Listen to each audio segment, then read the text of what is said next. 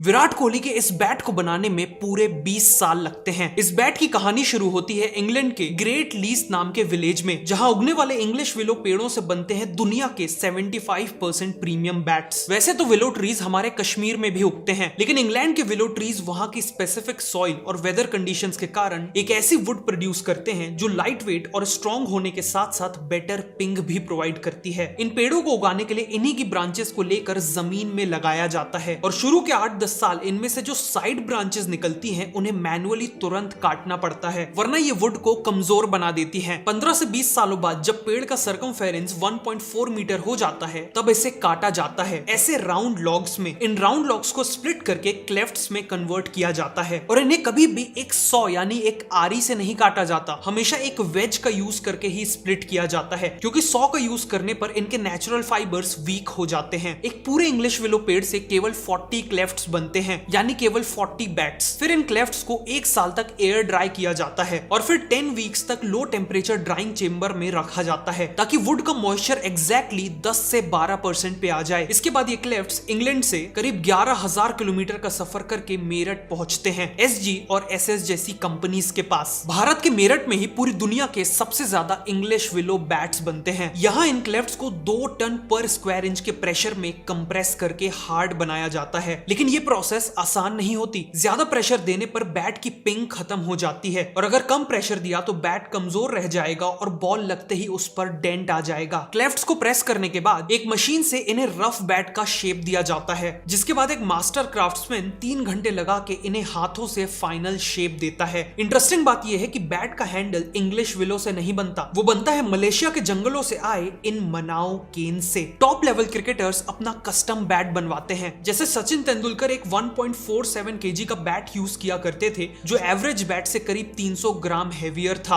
हार्दिक पांड्या अपने बैट को 200% extra curve करवाते हैं और सूर्या के बैट में रेड कलर का शेड होता है। लास्ट स्टेप में बैट को हैमर टेस्ट से गुजरना पड़ता है और केवल इसका साउंड सुन के क्राफ्ट्समैन को पता चल जाता है कि बैट सही से बना है या नहीं। 20 साल की इस लंबी प्रोसेस के बाद ये बैट फाइनली क्रिकेटर्स के हाथों में जाता है।